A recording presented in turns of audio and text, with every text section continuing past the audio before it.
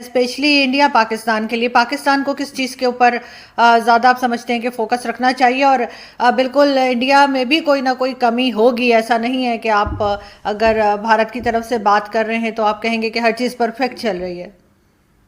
नहीं, बिल्कुल हर चीज परफेक्ट तो कहीं पे भी नहीं चलती है। अमेरिका तक में नहीं चलती तो इंडिया में हम्म। क्या चलेगी? India is a very noisy democracy. मतलब ना, हिंदुस्तान में हम्म। ये है ऐसा, थोड़ा सा हम लोग हैं ऐसा। वी आर इमोशनल पीपल, और ये झगड़े भी चल रहे हैं, अच्छी बातें भी चल रही हैं, सब कुछ एक साथ तो बहुत हम्म। बड़ा इंडिया में चलता रहता है। जहां तक पाकिस्तान है, मैं तो अक्सर जो पाकिस्तानी दोस्त हैं, चीमा साहब की शो में भी था, मैं यही कह रहा था, 20 साल तक सब कुछ बंद करो। ये 20 साल तक पाकिस्तान में सब कुछ बंद करो, फोकस ऑन योर इकोनॉमी। मैं तो ये बोलूंगा कि focus on your economy only. क्योंकि जो आप लोग सोवरेनिटी की बात करते हैं ना पाकिस्तानी मीडिया में, हम्म। खुद मुख्तारी जिसको कहते हैं, जो पाकिस्तानी बात करते हैं खुद मुख्तारी की, आरजू जी, मुझे लगता है कि सबसे बड़ी जो सोवरेनिटी होती है, इकोनॉमिक सोवरेनिटी होती है। देखिए, किसी मुल्क की असल ताकतें होती हैं, या फिर कोई भी मुल्क की जो फौजें होती हैं, राइट, वो बात करती हैं जोग्राफिकल सोवरेनिटी की। लेकिन कई बार ऐसा हो जाता है कि आपको, क्योंकि इकोनॉमिक सोवरेनिटी नहीं है, तो आपको झुकना पड़ता है, और उसमें आपकी अस्करी ताकतें कुछ नहीं कर सकती। और हाल ही में देखिए जिस तरीके से पाकिस्तान में हुआ, जैसे सऊदी अरब के साथ आपकी कशीदगी चली, और आगे चल के ठीक भी हो जाएगी, तो ऊपर नीचे चलता रहता है, देयर इज नथिंग परमानेंट। आज खराब है, कल अच्छी हो जाएगी। लेकिन जिस तरीके से सऊदी अरब के साथ रहा, या फिर और किसी मुल्क के साथ रहा ना, आपका जैसे यूएई के साथ रहा, तो सबका एक देखने का एक तरीका होता है, एक नजरिया होता है। तो मुझे ऐसा लगता है कि अगर पाकिस्तान, मैं तो वही बात मैंने दोबारा बोल रहा हूँ, छोटा मुंह बड़ी बात, मुझे बोलनी नहीं चाहिए ऐसी, क्योंकि पूरा एक मुल्क है, तो मैं क्या बोलूँ मुल्क के लिए। लेकिन अगर मुझे ऐसा लगना चाहिए, अगर सब कुछ बंद कर देना, आप सारे खिड़की दरवाजे, अब मैं जब बोलता हूँ तो पाकिस्तानी नाखुश हो जाते हैं बड़े, कि साहब ऐसे कैसे हम। मैं तो बोला, आपने पूछा तो इसलिए मैं बता रहा हूँ, ये ना सऊदी अरेबिया, ना अजरबैजान, ना कुछ, ना कश्मीर, ना इवन कश्मीर, सबको छोड़ो आप। 20 साल के लिए ओनली फोकस ऑन इकोनॉमी।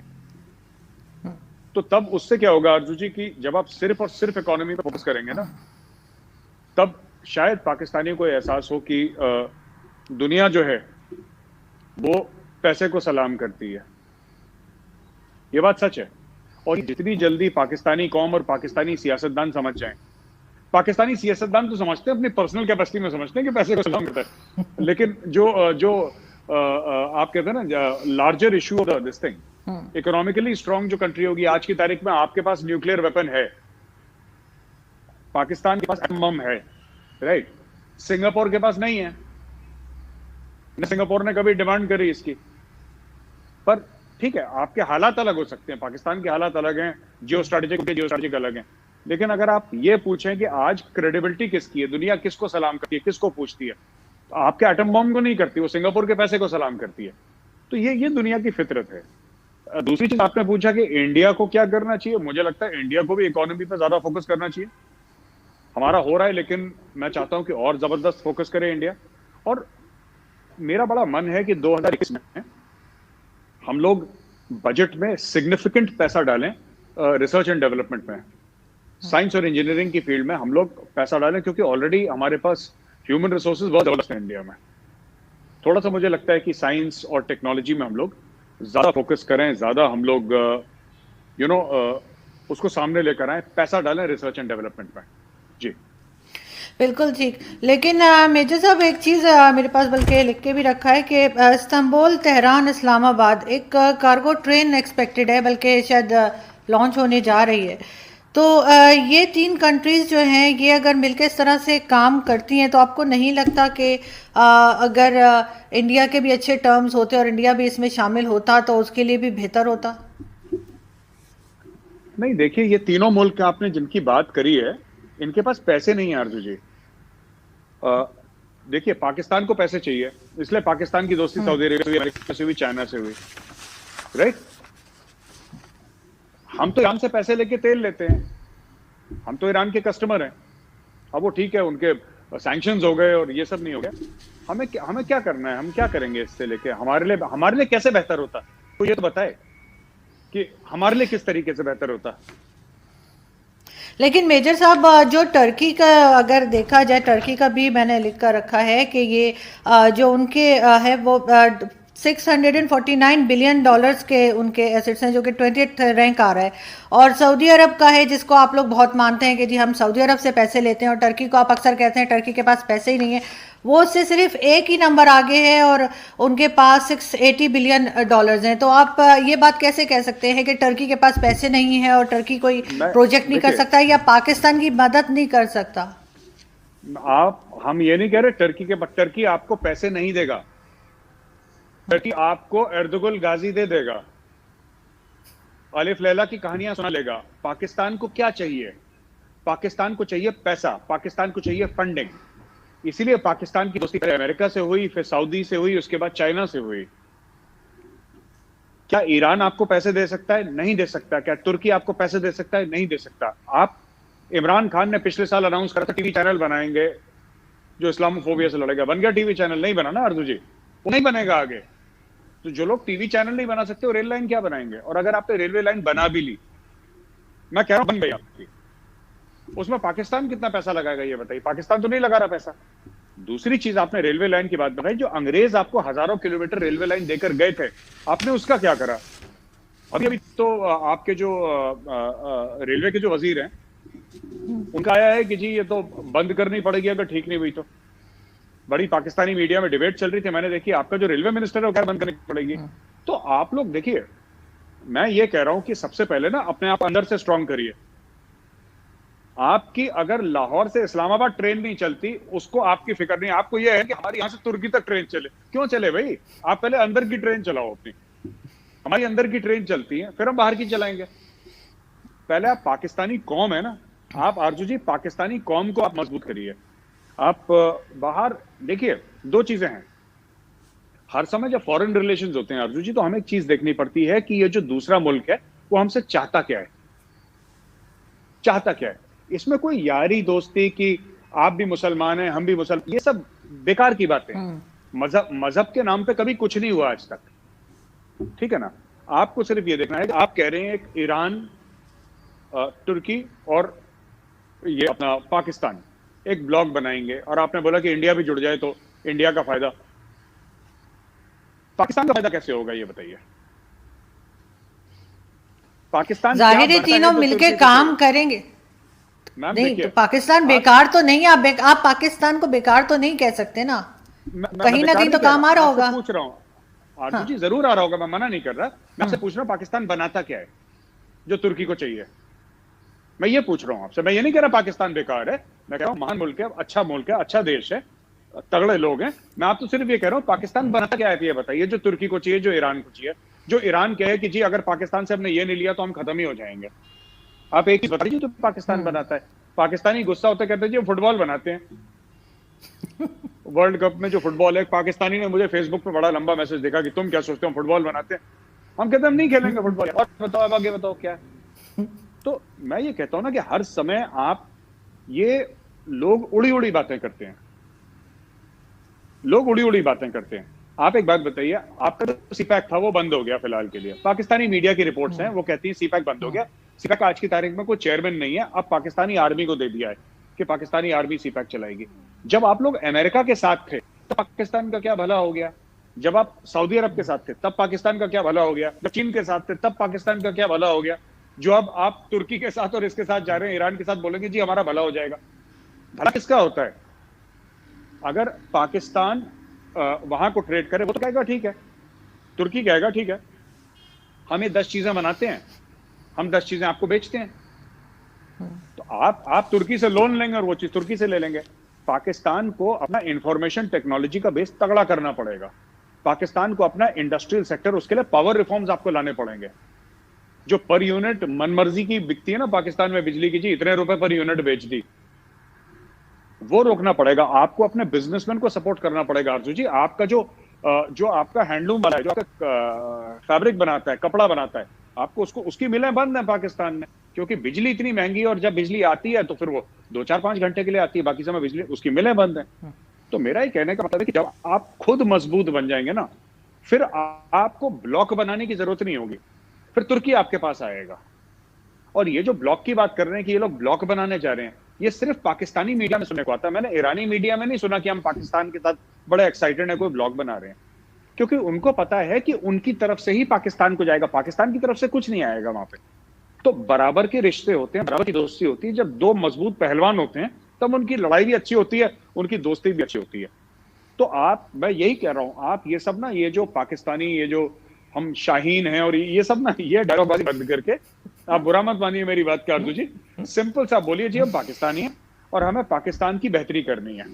और पाकिस्तान की बेहतरी किस तरीके से होगी? जब पाकिस्तान के जो मसाइल हैं उनको एड्रेस करेंगे लोग, जब वहां पे करप्शन कम होगा, जब वहां पे जो बाकी चीजों का बुरान है वो कम होगा, ठीक है ना, जब वहां पे एनर्जी की सिक्योरिटी होगी, जब वहां पे फाइनेंशियल सिक्योरिटी होगी, जब आटा दाल चावल ये सब चीनी सस्ती होगी आम लोगों की, तब जाके जब इकोनॉमी में स्टेबिलिटी आएगी और आपका एक्सपोर्ट बढ़ेगा। फिर आप जाके, फिर जब ये सब हो जाएगा ना, फिर अमेरिका, आप फिर डायरेक्टली यूरोप से बात करेंगे। तुर्की वुर्की ये जो अपने आप को ना वुड भी यूरोपियंस मानते हैं कि जी हम भी गोरे हैं वो भी गोरे हैं, तो हम भी, क्योंकि बॉस्फोरस पे हैं और यूरेशिया का ये है, ये सब ये नकली यूरोपियन है तुर्की वाले। फिर आपको नकली से बात नहीं करने की जरूरत पड़ेगी, फिर आप इक्वल टर्म्स पे बात करेंगे लोगों से। आप सऊदी अरेबिया से बोलेंगे हाँ ठीक है तुम्हारे पास तेल है ना, हम पैसा देके खरीदते हैं तुमसे तेल, तुमको एहसान नहीं करते हमारे ऊपर, कोई लोन नहीं दे रहे हमें, बताओ। फिर यू कैन से बताओ कितना पैसा लिया, ये लो चेक, तेल भेजो। ऐसे बात होती है। जिस दिन वैसे पाकिस्तान बात करेगा, फिर ये सब ये छोटे मोटे ईरान खान आपको ना ब्लॉक बनाने की जरूरत नहीं पड़ेगी। लेकिन मेजर साहब, ये जो हम लोग न्यूक्लियर एसेट्स बनाते जा रहे हैं सारी दुनिया में ही, बल्कि सिर्फ इंडिया और पाकिस्तान नहीं, क्या ये कोई सिक्योरिटी देता है? और हमारी जैसी कंट्रीज में सारा पैसा उसमें लग जाता है। अगर हम लोग थोड़ा सा एक दूसरे के साथ बेहतर तरीके से रहें तो, और ये चीज़ों के ऊपर पैसे इन्वेस्ट ना करने पड़े, आपको नहीं लगता? क्योंकि आपकी कंट्री में भी जो आम आदमी है उसकी वही हालत है जो हमारे यहाँ है, वो भी सड़क पे सो रहा है, वो भी भूखा है, उसके पास भी जॉब नहीं है। ऐसा नहीं है कि इंडिया में सबके पास जॉब है। तो अगर हम ये न्यूक्लियर एसिड्स के ऊपर पैसे लगाना, हथियारों के ऊपर पैसे लगाना बंद कर दें या कम कर दें, तो उससे कुछ बेहतरी आ सकती है? क्या ये सिक्योरिटी देते हैं ये हथियार और ये न्यूक्लियर बॉम्ब? क्या हम चला सकते हैं? मेरा नहीं ख्याल के चलाने की हिम्मत है किसी में। आरजू जी, दो चीजें, ये बात सही है कि हिंदुस्तान में लोग भूखे सोते हैं, सड़क पे सोते हैं, फ्लाईओवर के नीचे सोते हैं, ये एक हकीकत है। पाकिस्तान में भी ऐसा होता है, ये भी हकीकत है। लेकिन अगर आप पैरामीटर्स देखें, आप इंडिकेटर्स देखें, तो हमारे गरीबों की हालत अच्छी होती जा रही है, पाकिस्तान के गरीबों की हालत बुरी होती जा रही है। हमारा 1% हर साल पॉवर्टी लाइन से ऊपर उठता है। हमें अपनी ग्रोथ मैनेज करनी है। अगर हमारी जीडीपी ग्रोथ हमारी 8 या 9 टच कर जाती है, जो हम कोशिश कर रहे हैं, 9 टच कर जाती है, और जैसा कि मोदी जी ने बोला हम 5 ट्रिलियन की इकोनॉमी बन जाते हैं, तो गरीबी फिर कम हो जाएगी काफी। मैं ये नहीं कह रहा गायब हो जाएगी, लेकिन आरजू जी काफी हद तक वो हमारी गरीबी जो है लोगों की, वो कम हो जाएगी। हमारी सरकार उसके ऊपर काम कर रही है। क्या परफेक्ट काम कर रही है? बिल्कुल नहीं, परफेक्ट काम नहीं कर रही, और मेहनत करनी पड़ेगी सरकार को। लेकिन सरकार हमारी आज की सरकार है, लगी हुई है इस चीज पे। लेकिन आरजू जी ये चीज है कि पाकिस्तान में ऐसा नहीं हो रहा है। पाकिस्तान में और लोग गरीब बनते जा रहे हैं, बिकॉज अभी इमरान खान साहब का बयान आया ना कि 2.5 साल तक तो मुझे पता ही नहीं लगा कि करना क्या है वहां पे। 2.5 साल मुझे सीखते सीखते चले गए। तो वो तो कह रहे थे कि मैं सब सीखा सिखाया आया हूँ, मैं आते ही सबकी बैंड बजा दूंगा, तो फिर वो हुआ नहीं। तो वो चीज है कि जब हुकूमत में आते हैं तो सरप्राइजेस आते हैं। दूसरी चीज, जहां तक आपने एटॉमिक एनर्जी की बात करी या आपने एटम बॉम्ब्स की बात करी, देखिए हमारे साथ वो अफोर्डेबिलिटी का मामला नहीं है। इंडिया इस सीन, मैं बता रहा हूं उसमें फर्क क्या है। एक तो हमारे लिए ज्यादा कोई बजट का प्रॉब्लम नहीं है, क्योंकि इकोनॉमी इज डूइंग ओके, और वी हैव इनफ मनी, हम अपना एटॉमिक प्रोग्राम मैनेज कर लें, ठीक है। पाकिस्तान ने अपना एटॉमिक प्रोग्राम इसलिए बनाया क्योंकि इंडिया ने बना लिया था, तो आपने बोला कि जी इंडिया है तो हमें चाहिए। अब ये जब बातें हो गई ना कि हमारा न्यूक्लियर प्रोग्राम जो वर्ल्ड लेवल पे है, पाकिस्तानी मीडिया कुछ भी बोले आरजू जी, इंडिया का जो न्यूक्लियर प्रोग्राम है that is seen as a responsible nuclear program. Pakistan nuclear program is seen as an irresponsible nuclear program. इसीलिए आप लोगों ने डॉक्टर अब्दुल कदीर को जेल में डाला, मुशर्रफ ने जेल में डाला, आज की तारीख में भी उनकी हालत टाइट है, अपने हाउस अरेस्ट में है वो अब्दुल कदीर खान, जो आपके father of the Pakistani nuclear bomb. Plus WikiLeaks में भी आया है कि पाकिस्तान ने नॉर्थ कोरिया को, पता नहीं किस किस को बॉम्ब की टेक्नोलॉजी दी जो नहीं देनी चाहिए थी। तो दोनों मुल्कों को कंपेयर करना आरजू जी ठीक नहीं होगा, क्योंकि हमारा मामला, इंडिया का मामला बहुत आगे जा चुका है। मतलब हम लोग we are talking to American about nuclear technology, we are talking to the Europeans about nuclear technology. India दो लेवल पे है। एक इंडिया वो जो आप समझते हैं कि जो गरीब है, और है भी यहाँ पे। एक वो इंडिया जो 21वीं सदी में नहीं 22वीं सदी में जा रहा है, जो स्पेस रिसर्च की बात कर रहा है। एक इंडियन है जो फ्लाईओवर के नीचे सो रहा है, जिसने शायद रात को खाना नहीं खाया, सिर्फ दोपहर को एक बार खाना खाया था, रात का खाना नहीं खाया। वो भी हमारी सच्चाई है। लेकिन ये भी सच्चाई है कि इसरो जो है हमारा, राइट, नेटो, सॉरी, वो जो इनका क्या नाम कहते हैं इनका, जो नासा है अमेरिकन का, नासा वाले आके हमसे सीखना चाहते हैं कि भाई आप 100 सैटेलाइट एक साथ कैसे भेज सकते हैं, इतना आपने सस्ते में इतना एफिशिएंट स्पेस प्रोग्राम कैसे बनाया। तो इंडिया काफी लेवल्स पे चलता है आरजू जी। एक लेवल पे इंडिया नहीं कि आप बोले तो सिर्फ गरीबी है और अच्छा है, सिर्फ अच्छा है, ऐसा नहीं है। लेकिन गरीबी पे नजर है और चीजें हो रही हैं, और मतलब ये ठीक अच्छाई की तरफ जा रहा है मामला। लेकिन आपको लगता है कि ये जो न्यूक्लियर एसेट्स हैं ये कोई सिक्योरिटी देते हैं आपको या पाकिस्तान को?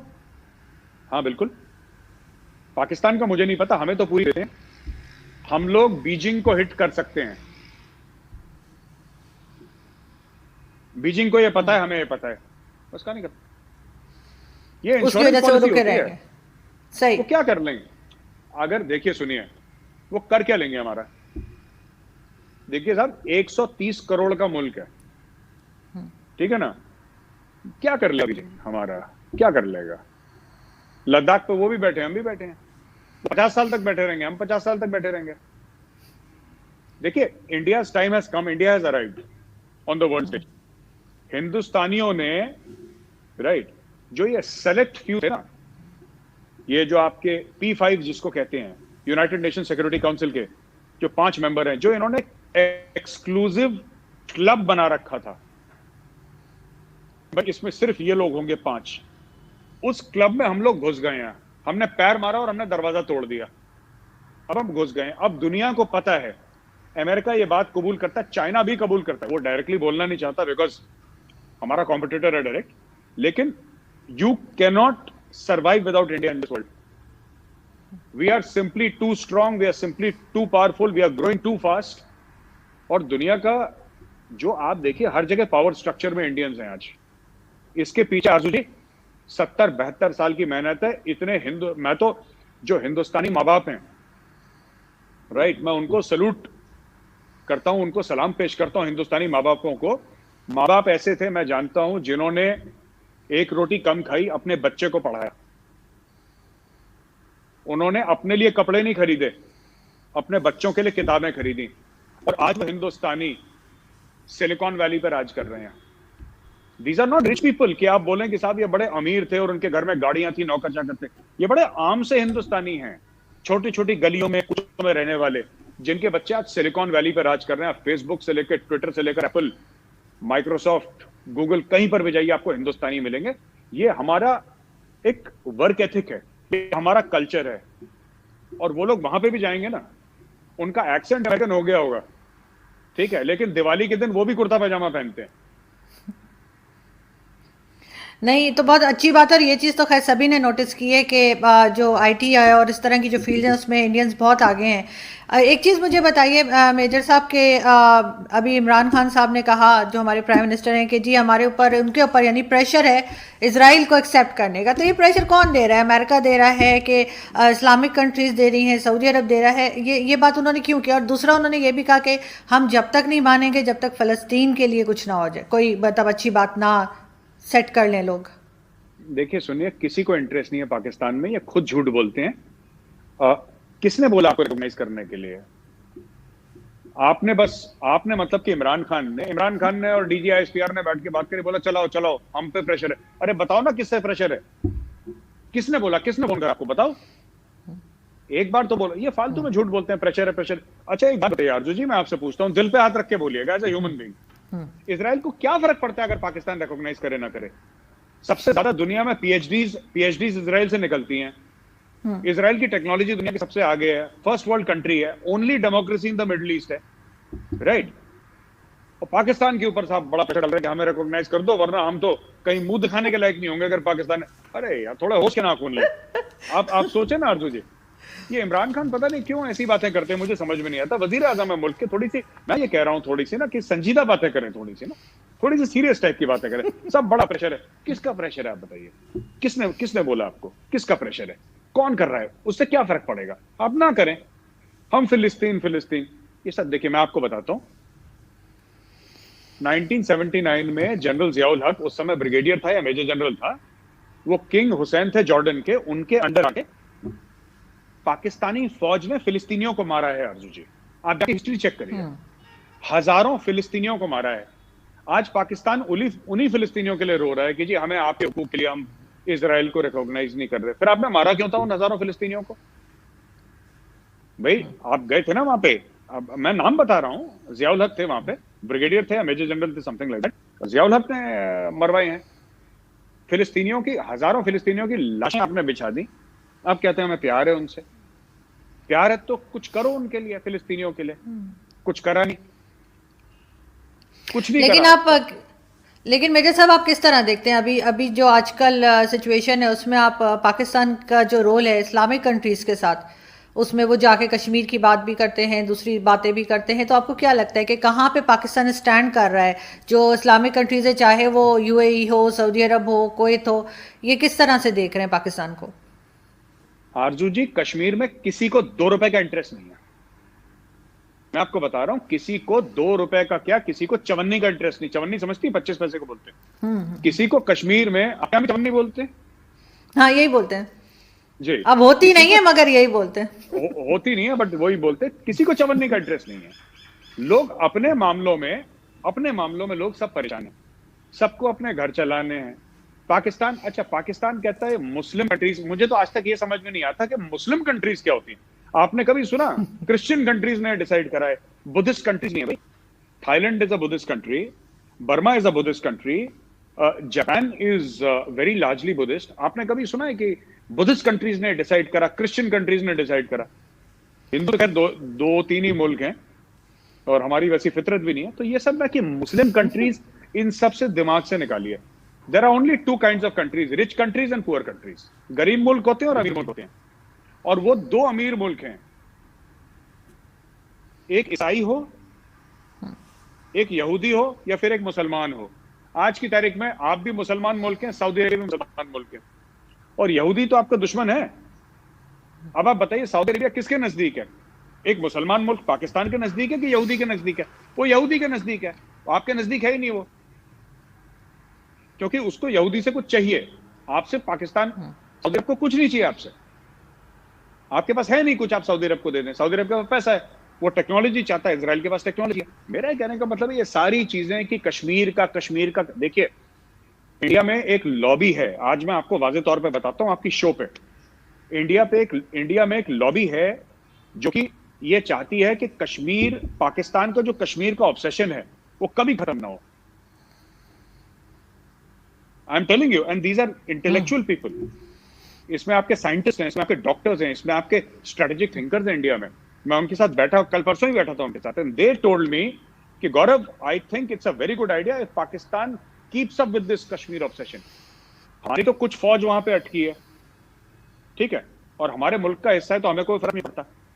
पूरे पाकिस्तान की मईशत, पाकिस्तान की फ्यूचर आपने कश्मीर पे दांव पे लगा दिया 72 साल से।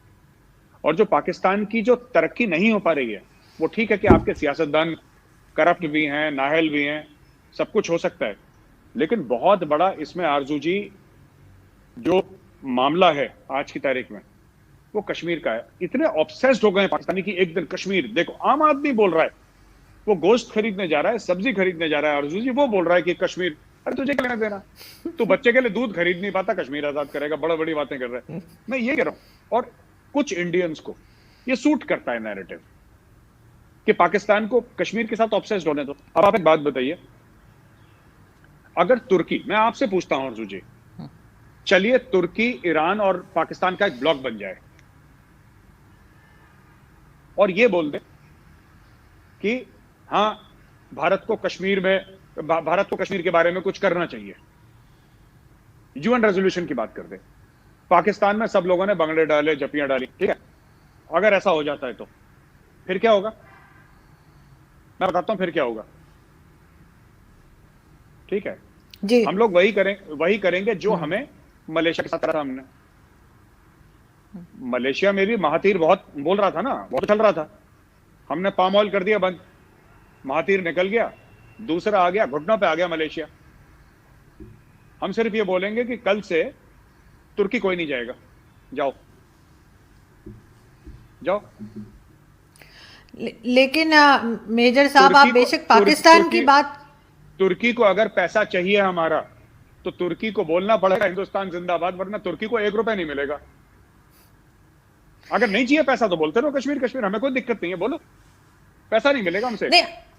नहीं, आपकी बात ठीक है, आई एग्री विद यू, लेकिन सारी बात यह है कि पाकिस्तान को छोड़ें, लेकिन जो लोग कश्मीर में रहते हैं, मैं अक्सर आप लोगों की डिबेट देखती रहती हूँ रिपब्लिक पे और दूसरे चैनल्स पे, तो जो लोग कश्मीर से आए होते हैं वो खुश नहीं हैं, वो नाराज़ हैं, वो अभी इलेक्शन से खुश नहीं हैं। कम से कम उन लोगों का तो ख्याल करना चाहिए ना। ठीक है, पाकिस्तान को आप सही कह रहे हैं ना, साइड पर हो जाए, लेकिन जो लोग वहाँ पे, मैंने खुद देखी हैं डिबेट्स, किसी ने बताया नहीं है, मैं देखती हूँ डिबेट्स, तो ये और बातें आपकी आजकल नहीं हो रही है, तो वो हम लोग बड़ा मिस कर रहे हैं। लेकिन ये कि जो डिबेट्स हो रही हैं उसमें जब कश्मीरी आते हैं, आप चेक कर सकते हैं, वो काफ़ी नाराज़ हैं। तो वो क्यों इतने खफा है वो आपसे? जी आरजू जी, 2 चीजें हैं। पहली बार तो थैंक यू, आप तुर्की, ईरान, ये सब इंटरनेशनल अफेयर से छोड़ के अब आप कश्मीर में आ गए, ठीक है।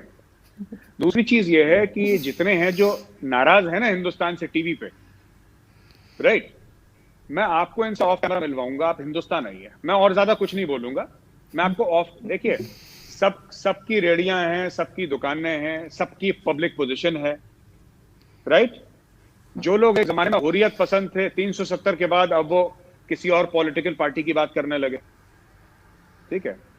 क्या बोलते हैं आप लोग, बोलते हैं ना एक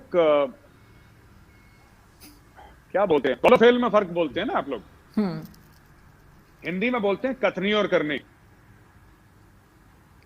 सही। मैं आपके चैनल पे वही बोलता हूं जो मैं रिपब्लिक पे बोलता हूं, जो मैं पर्सनल, जब आप उससे मिलेंगे, इंडिया में आएंगी, मैं आपसे पर्सनली भी वही बोलूंगा, और मैं आपसे कश्मीर में जाके भी वही बोलता हूं। गौरव आर्या की कथनी और करनी, यानी गौरव आर्या की कॉल ऑफ हेल में आपको फर्क नहीं दिखेगा, पर काफी लोग जो टीवी पर आते हैं उनके कॉल ऑफ हेल में फर्क है। दूसरी चीज, ये जो रिसेंट इलेक्शन से खुश नहीं है ना, अगर खुश नहीं है तो इतना टर्नआउट कैसे हुआ, इतने लोगों ने इलेक्शन लड़ा क्यों? और देखिए, इलेक्शन तो होगा, चाहे कश्मीर में हो, बिहार में हो, यूपी में हो, राजस्थान में हो, पंजाब में हो, या दिल्ली में हो, या साउथ इंडिया में हो, पूरे में। ये नहीं है खुश तो ना रहे, हम इनको खुश करने के लिए हम क्या करें भाई? मैं इनके लिए गजल बजाऊं, कव्वाली कहूं कि खुश हो जाएं? We are not interested. अगर ये खुश नहीं है तो भागे यहाँ से, वी आर नॉट इंटरेस्टेड, हमें कोई लेने देना नहीं है। पर ये अच्छे लोग हैं, ये जो आते हैं ना panelist, these are good people, ये दिल के अच्छे लोग हैं। बट आप समझ नहीं मैं क्या कह रहा हूँ, कॉन्स्टिट्यूंसी होती है जी, कॉन्स्टिट्यूंसी होती है।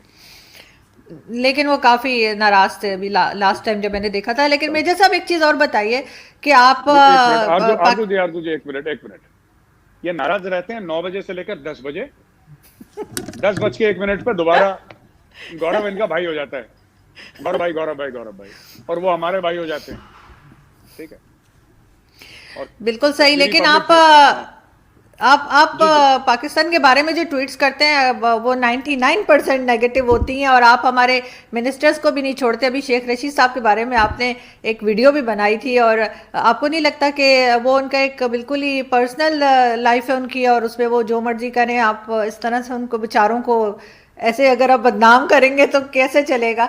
लेकिन साथ ही इसके साथ ही मैं एक सवाल और जोड़ दूं कि पाकिस्तान इस्लामाबाद का जो मंदिर है वो 6 महीने उसमें हंगामा रहा और बड़ा शोर और जो भी होता रहा सब आप जानते हैं। लेकिन अब वो दोबारा से उसको कहा गया है कि जी इसकी तामीर हो और इसे बनाया जाए, तो उसके ऊपर कोई अच्छी ट्वीट भी आ सकती थी मेजर साहब की, अगर हम सोचें तो तारीफी भी हो सकता है कि चले बना रहे हैं दोबारा। नहीं, बिल्कुल। देखिए, मैं आपको बताता हूं कि जिस दिन मंदिर बनेगा ना, उस दिन मैं तारीफ भी करूंगा। मुझे उम्मीद बड़ी कम लगती, क्योंकि मैंने सिर्फ टूटते देखा है, मैंने बनते हुए नहीं देखा, पहली चीज। तो अभी बातचीत चल रही है। देखिए आरजू जी, जब वो मंदिर तोड़ा आप लोगों ने इस्लामाबाद में, आपसे मेरा मतलब जिन लोगों ने भी तोड़ा, पाकिस्तानियों ने, जब वो तोड़ा, हमें उसका सबूत तो मिल गया कि ये टूटा है, लेकिन बनने का सबूत नहीं मिला। जिस दिन हम आंखों के सामने देख लेंगे बन रहा है, सबूत लेंगे, उस दिन हम सलाम पेश करेंगे और हम कहेंगे बहुत अच्छा काम करा, हम सपोर्ट भी करेंगे इस चीज को। और मंदिर सिर्फ इसलिए आप लोग मत बनवाइए, पाकिस्तानियों को बोल रहा हूं, आप इसलिए मंदिर मत बनवाइए क्योंकि वहां पे कुछ हिंदू हैं और उनको सजदा करना है। यह आपका कल्चरल पास्ट है। इस खित्ते में जो भी रहते थे पहले हिंदू थे, 3 4 5 जनरेशन पहले ये सब हिंदू थे। आपके आर्मी चीफ का हिंदू नाम है ना? और है आपके जितने भी चौधरी हैं, चिट्ठे हैं, चीमा हैं, रंधावा हैं, राठौर हैं, गुज्जर हैं, राजपूत हैं, जाट हैं, ये कौन है? ये तो हिंदू ही है ना। और पाकिस्तान में भरे पड़े हैं पाकिस्तानी। वो टीवी पे आते हैं, वो कौन बोलते हैं कि मैं गुजर शेर हूं। वो आते हैं ना, वो पता नहीं कौन से बड़े जोर से बोलते हैं वो इफ्तिखार चौधरी, वो जो पीटीआई के आते हैं। हाँ पता नहीं, वो जो हाँ। कैमरे के अंदर मुंह डाल के बात करते हैं जो ना, मुझे लगता है इंडिया ही आ जाएंगे बिना वीजा के, बिल्कुल पाकिस्तान से घुसेंगे कैमरा के अंदर। तो गुजर है कम्युनिटी ना, वो तो हिंदू हैं। आपको कश्मीर में जाएंगे तो आपको मुस्लिम गुजर भी मिलेंगे, लेकिन जो कम्युनिटी गुजर कम्युनिटी है दैट इज बेसिकली हिंदू, उनका मूल हिंदू है। जो कश्मीरी हैं, तो कश्मीरी गुजर नहीं, सॉरी, जम्मू के साइड में गुजर रहते हैं, माफ कीजिएगा, जो कश्मीरीज हैं, आप उनके सरनेम देख लीजिए। आप उनके there are many who are Kashmiri Pandits, Kashmiri Hindus, उनके सरनेम भी वही हैं। तो जो आप मंदिर की वहां पे तामीर कर रहे हैं, आप सिर्फ इसलिए मत करिए कि वहां पे हिंदू आके अपनी पूजा करेगा। वो तो करेगा ही पूजा अगर उसका मंदिर होगा तो। आप इसलिए करिए कि आपके जो पूर्वज थे वो हिंदू थे। It is an acknowledgement of your past. आपका जो अतीत है, आपका जो पास्ट है, आपकी जो तारीख है, वो हिंदू है। Harappa, Mohenjodaro, Indus Valley civilization, Taxila की यूनिवर्सिटी है ना, जो नालंदा है इंडिया में, ये इंडिया का एक 100% हिंदू पास्ट रहा है। ये बात सच है। तो जो लोग भी अब वो ठीक है कि जितने सैयद पाकिस्तान में उतने पूरे के पूरे सऊदी अरब में नहीं है, वो ठीक है, वो पाकिस्तानियों की मर्जी, मैं उनको कुछ नहीं कह सकता, ठीक है। वहां पे आपको कुरैशी नहीं मिलेंगे, सारे के सारे कुरैशी यहीं पे, ठीक है। कुरैशी तो कहते हैं ना, ट्राइब ऑफ कुरैश। हजरत मोहम्मद साहब की ट्राइब थी, ट्राइब ऑफ कुरैश के थे हजरत मोहम्मद साहब। तो सऊदी अरेबिया में इतने कुरैशी नहीं है जितने यहाँ पे हैं, सब कॉन्टिनेंट में हमारे। ये सब बातें ठीक हैं, सबकी अपनी मर्जी, लेकिन मैं ये कहना चाहता हूं कि this is also your cultural past. Hinduism is your cultural past. आपने पूजा की पद्धति बदली है, आपने पूजा की शैली, अपने इबादत करने का तरीका बदला है। आपने अपनी संस्कृति नहीं बदली। आई मीन अगर बदली है तो गलत चीजें नहीं बदलनी चाहिए। So that is it. बिल्कुल सही। और आपकी बात से मैं एक चीज़ और मेजर साहब पूछना चाहूँगी कि पहले जब अंग्रेज़ों की हुकूमत थी, काफ़ी साल पुराने ज़माने की बात कर रही हूँ, तो उस वक्त उन्होंने जो बिल्डिंग्स बनाई थी, जो कंस्ट्रक्शन थी, बड़ी खूबसूरत हुआ करती थी। पाकिस्तान में तो बहुत सी बिल्डिंग्स, बल्कि काफ़ी ज़्यादा 90% शायद ख़त्म ही कर दी इन्होंने। तो भारत में कुछ रह गई हैं या कुछ ऐसा किया है भारत ने कि वो बिल्डिंग्स को प्रिजर्व किया जाए और रखा जाए, या वहाँ पे भी पाकिस्तान की तरह सब बिल्डिंग्स को दोबारा से जो है रिकन्स्ट्रक्ट कर दिया, तोड़ दिया है और कुछ नए डिज़ाइन बना दिए, या पुरानी बिल्डिंग्स अभी भी हैं? अंग्रेजों के टाइम की बहुत बिल्डिंग्स हैं हमारी। हमारा राष्ट्रपति भवन जो है वो अंग्रेजों के टाइम का बना हुआ है। आप पार्लियामेंट ले लीजिए, इंडिया का पार्लियामेंट, वो भी उस समय का बना हुआ है। और काफी चीजें हैं जो इंडिया में हैं, वो अंग्रेजों के टाइम की हमने प्रिजर्व कर रखी हैं। उसका कारण है, अंग्रेजों ने बनाई जरूर थी, लेकिन पैसे हमारे लगे थे। अंग्रेज तो इंग्लैंड से पैसे नहीं लेकर आए पाउंड कि हम ये वायसराय का घर बनाएंगे, बाद में इसको आप राष्ट्रपति कह लेना जब हम चले जाएंगे। तो पैसे तो हमने दिए थे। वही चीज मैं कहना चाहता हूँ, ओवैसी साहब के भाई जब कहते हैं ना हम जाएंगे तो ताजमहल ले जाएंगे, हम वो अक्सर धमकी देते हैं ताजमहल ले जाएंगे। भाई ताजमहल शाहजहां ने नहीं बनवाया, शाहजहां ने सिर्फ हुक्म दिया था। पैसे मेरे पूर्वजों ने दिए थे, जो उस समय इस मुल्क में 95-98% हिंदू थे। हमारे पैसे हमने दिए, हमने टैक्स दिया, उससे ताजमहल बना। ये कहते हैं ताजमहल ले जाएंगे। भाई हमारी प्रॉपर्टी है वो ताजमहल, कुतुब मीनार, ताजमहल, किले विले जितने भी मुगलों के हैं, ये हमारे पैसों से बने हैं। सबसे बड़ी बात यह है कि आप एक बात देखिए, अगर ये मैं इस घर पे हूं और ये घर किसी आर्किटेक्ट ने डिजाइन करा है, राइट, आर्किटेक्ट ने डिजाइन करा है, या जो कॉन्ट्रैक्टर है जो बनाता है उसका होता है, या जो पैसे खर्च करता है उसका होता है? मालिकाना हक तो उसका होता है जिसे पैसे खर्च करे। तो आप ये बताइए, शाहजहां के पास कौन सा बिजनेस था जो शाहजहां बड़ा अमीर था? भाई लोगों से टैक्स लेता था, कर वसूलता था, लगान लेता था, तभी तो शाही खजाने भरते थे। वो लोग कौन थे जिनसे टैक्स लेता था? वो तो 95-98% हिंदू थे, 90% ही लगा लीजिए हिंदू थे। तो ज्यादातर हिंदुओं ने पैसा दिया, तब जाके ताजमहल बना।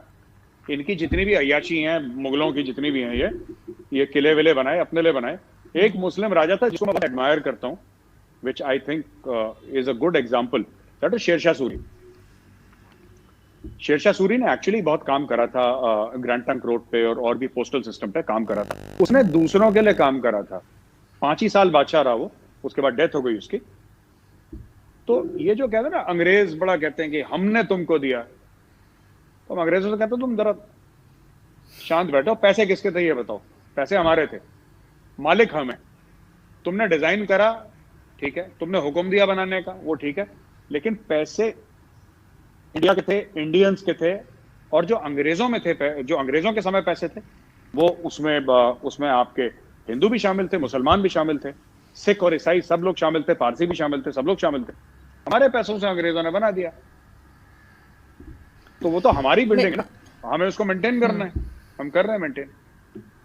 लेकिन काफी हद तक आप लोगों ने रखा हुआ है, मतलब उन बिल्डिंग्स को खत्म नहीं किया, उनको हाँ, डिमोलिश हाँ, नहीं किया। बिल्कुल नहीं, सही। नहीं। लेकिन मेजर साहब, एक चीज मैंने वैसे ही देखा ट्विटर पे, किसी की वीडियो थी, वो कह रही थी कि ये लोग सीए की बात कर रहे थी वो, और कह रही थी कि कहते हैं जी हम इधर से भी हिंदूज को ले आएंगे, उस कंट्री से भी ले आएंगे, पाकिस्तान से भी ले आएंगे, सब जगह से, तो रखेंगे कहाँ? और वैलिड क्वेश्चन था, क्या भारत में पहले ही आबादी इतनी ज़्यादा है, आप समझते हैं कि अगर इधर उधर से पूरी दुनिया से हिंदूज आ जाएं कि जी हमें ये प्रॉब्लम है, वो प्रॉब्लम है, तो आप लोग उनको रखने के काबिल हैं, उनको जॉब्स देने के काबिल हैं, या समझते हैं कि उनके लिए जो भी बेसिक नीड्स होती हैं, खाना पानी, वो होगा? आरजू जी, 2 चीजें हैं। पहली चीज तो ये, जिन्होंने भी मोहतरमा थी जो आप कह रही हैं, जिन्होंने बनाया वीडियो कि उनको रखेंगे कहाँ पे, कितने बाकी हैं ये बताइए आप, कितने बाकी हैं? सब जगह, मार दिया पूरी दुनिया में, नहीं सिर्फ पाकिस्तान की बात नहीं हो रही। एनआरसी और जो हम सीए की बात करते हैं, एनआरसी छोड़ दीजिए, सीए की बात करते हैं। सीए तो सिर्फ अफगानिस्तान, बांग्लादेश और पाकिस्तान को लेकर है, पूरी दुनिया का तो है ही नहीं। तो लोग कहते हैं हम सीआरसी, हाँ, तो ये तो सिर्फ 3 मुल्कों का है। तो हम लोग ये कह रहे हैं कि अगर वो लोग यहाँ पे आते हैं और अप्लाई करते हैं तो हम उनको फैसिलिटेट करेंगे। भाई India is basically a Hindu country, population more than 80% is Hindu. अरे पाकिस्तान में कोई हिंदू परेशान है तो कहां जाएगा वो? साउथ अफ्रीका थोड़ा ना जाएगा, या वो बोले जी मैं पोलैंड चला जाऊंगा, वो तो हिंदुस्तान की तरफ देखेगा। और क्यों ना देखे, उसका मुल्क है, उसका स्वागत है, पहली चीज। दूसरी चीज ये है कि देखिए, हमारा इंटेंट है उनको वापस लाना, अगर वो वापस आना चाहें तो, because they have to apply for it. और मैं कई लोगों से, जब ये ना दिमाग से पैदल लोग होते हैं एक्चुअली आरजू जी, मैं तो इनको सीरियसली नहीं लेता, ना ट्विटर पे इनको जवाब देता हूं। ये लोग कुछ भी बोल देते हैं, पता है, पता नहीं कौन से स्कूल में, कौन से कॉलेज में, कौन सी यूनिवर्सिटी में गए ये लोग, जो ये लोग बात करते हैं। मैं एक किसी खास की नहीं, मैं सभी की बात कर रहा हूं। इनसे पूछिए आपने पढ़ा है सीएए का डॉक्यूमेंट? नहीं पढ़ा उन्होंने। तो मतलब क्यों बोलते हो, क्यों अपने आप को जलील करवाते हो सबके सामने? सिर्फ ये बात कही है कि थोड़ा सा डिस्काउंट मिल जाएगा, जो हिंदू आएगा उसको हम थोड़ा सा डिस्काउंट दे देंगे 3 मुल्कों में, क्योंकि ये तीनों मुल्क जो हैं, these are Islamic republics, these are not secular countries by definition. ये तो इस्लामिक रिपब्लिक है। बांग्लादेश, पाकिस्तान, अफगानिस्तान, तीनों इस्लामिक रिपब्लिक हैं। वहां पे जो हिंदू हैं उनके साथ जातियां हो रही हैं। तो हम कह रहे हैं अगर तुम आना चाहो, और वहां से अगर मुसलमान आना चाहे वो भी आ सकता है। उसको 11 साल लगेंगे, तुम्हें उसका आधा वक्त लगेगा। यही तो बोला है। यहां पे कुछ मुस्लिम खड़े हो गए कहने के लिए कि साहब ये तो गलत है, ये तो गलत। क्यों गलत है भाई? जब आपको इतने साल हज की सब्सिडी मिली तब वो गलत नहीं था। मुझे तो वैष्णो देवी जाने की सब्सिडी आज तक नहीं मिली। मुझे तो सरकार ने यह भी नहीं बोला कि यार 1 गिलास पानी है तुम पी लो, है ना। मुझे तो जोशीमठ, ये आपने बद्रीनाथ, मुझे तो साउथ में जो हमारे बड़े बड़े महान पुराने प्राचीन मंदिर हैं, मुझे तो कभी किसी ने 1 रुपए नहीं दिया। लेकिन इस साल में इस मुल्क में 60-65 साल हज की सब्सिडी लगी थी कि आप जाइए। आपने कभी किसी सिख को बोला, आपने किसी सरदार को बोला कि तुम हरमंदिर साहब चले जाओ, गोल्डन टेंपल अमृतसर, हम तुम्हें सब्सिडी दें? क्या सरदार लेते भी नहीं किसी का पैसा? उनकी you will never find them begging और कि हमें पैसा दे दो, ये सब सरदार करते ही ये सब काम। लेकिन आपने कभी किसी को नहीं बोला, आपने बुद्धिस्ट को नहीं दिया, आपने जैन्स को नहीं दिया, आपने पारसीस को नहीं दिया, आपने किसी को नहीं दिया। आपकी 60-65 साल यहां पे हज की सब्सिडी चली, वो सही थी। अगर आपने हिंदुओं को डिस्काउंट दे दिया, वो डिस्काउंट गलत हो गया साहब, उससे इस्लामोफोबिया हो गया, उससे हिंदुस्तान का सेक्युलर फैब्रिक खतरे में आ गया। तो ये तो मुनाफिकत है ना, हिपोक्रेसी है ये बात है आरजू जी। मेजर साहब, एक मेरे पास एक गेस्ट आए थे, मैं खैर उनका नाम नहीं बताऊंगी, लेकिन इंडियन गेस्ट थे। उन्होंने मुझे, मतलब जैसे बात होती है हमारी शो से पहले या शो के बाद, तो उन्होंने कहा कि ये सब बात करते हैं जो इंडियन पैनलिस्ट आते हैं, लेकिन वो ये नहीं बताते कि पाकिस्तान क्यों बना। क्योंकि जब मुसलमान, पाकिस्तान बनने से पहले जब कोई मुसलमान पानी मांगता था तो ये ऊपर से पाइप से ऐसे पानी देते थे कि जैसे कोई ग्लास को टच ना करे और उनके बर्तन ना छुए, और इस तरह की बहुत ज़्यादा, जैसे कहना चाहिए कि इंसल्ट की गई। तो इसलिए जो है वो मुस्लिम्स ने सोचा कि हम एक अलग कंट्री बनाएं जहाँ पे हम जो है रिस्पेक्टफुली रह सकें। कहते ये चीज़ वो खुद भी इंडियन थे, मैं साफ बता दूं। तो उन्होंने कहा कि जी कोई इंडियन पैनलिस्ट आपको ये बात नहीं करते, वो हमेशा यही कहते हैं कि नहीं जी बड़ी साजिश हो गई और ये हो गया। तो इस चीज़ को आप कैसे देखते हैं? जी देखिए, ये सब जो भी आपके पैनलिस्ट थे झूठ बोलते हैं, ठीक है ना। वो जो भी बंदा है वो झूठा है। ये जो छुआछूत की बीमारी है, ये तो एक टाइम पे हिंदुओं के साथ भी होती थी गांव में,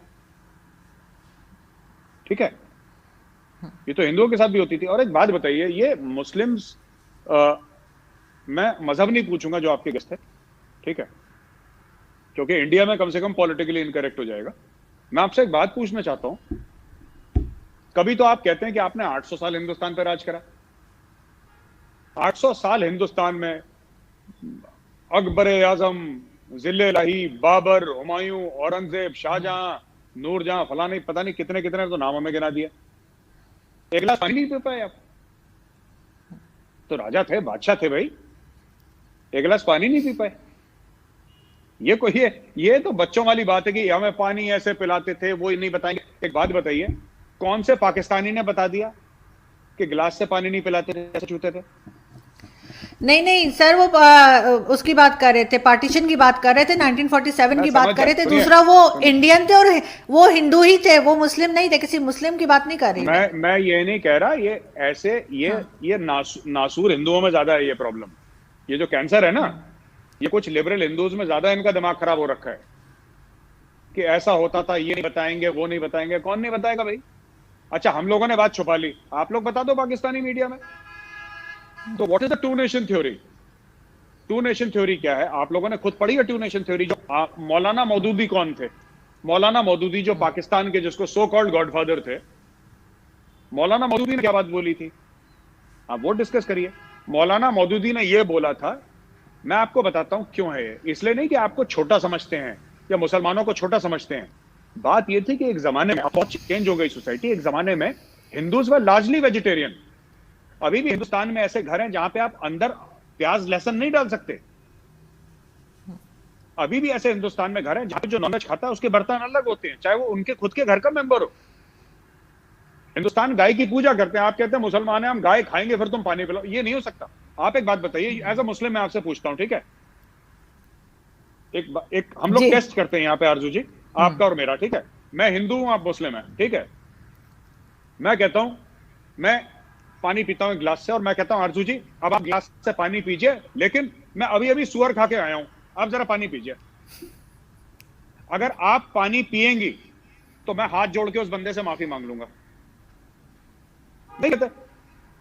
अगर आपने कभी बोल दिया कि इस दुकान में सुअर मिलता है तो उस दुकान को तो पाकिस्तान में जला देंगे, मार देंगे बंदे को कि तूने बेचा कैसे।